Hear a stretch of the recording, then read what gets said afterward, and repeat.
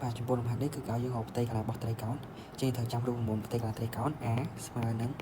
bát con ở cầm búa chai ở pì và trứng lồng hạt co bao nhiêu đấy dân đã tam luôn một máu và á do luôn một khảo đường mặt phớ á con nằm hát chai hỏi chai pì đói cái áo nó cứ buồn chật pì cm ha cầm búa mà nắng 5 cm cầm búa nó cứ ao tại cho một cây cho mình được bạc cây cho mình được bạc chứ anh em cứ cái hai ta cầm búa này chân đốt mà nắng 4.2 cm côn nâng 5 cm chai áo chai pì và chân nhân do 4.2 នេះសម្រួលមួយ2ចោលទៅអញ្ចឹងយើងនៅសល់ 2.1 cm ហើយយកទៅគុណនឹង 5 cm បាទអញ្ចឹងយើងគុណមកបាន 10.5 cm គុណនឹង cm ជា cm ការ៉េបាទដូចនេះ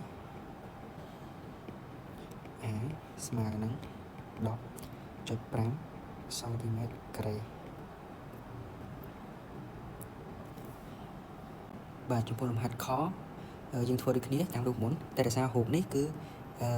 កម្ពស់វាគឺធ្វើឲ្យចុចនេះបាទចាចុចនេះគឺជាកម្ពស់មកកែងជាមួយនឹងផ្ទៃបាតខាងក្រោមអញ្ចឹងយើងដាក់មកតាមរូបមុន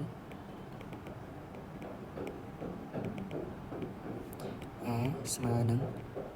គុណនឹងហចែកឲ្យចែក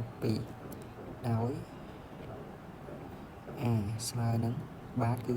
10 cm កម្ពស់ស្មើនឹង8 cm បាទនោះស្មើនឹង10 cm គុណឲ្យ8 cm ចែកឲ្យចែក2បាទហើយ2នេះយើងអាចសម្រួលមួយ8ក៏បានសម្រួលមួយ5ក៏បានតែយកសម្រួលមួយ8ក៏បានសម្រួលមួយ10ក៏បានអញ្ចឹងសម្រួលមួយ10ទៅយើងបាន5 cm គុណឲ្យ8 cm បាទយើងគុណមក8 ដល់40 cm ការ៉េបាទដូចនេះស្មើនឹង40 cm ការ៉េ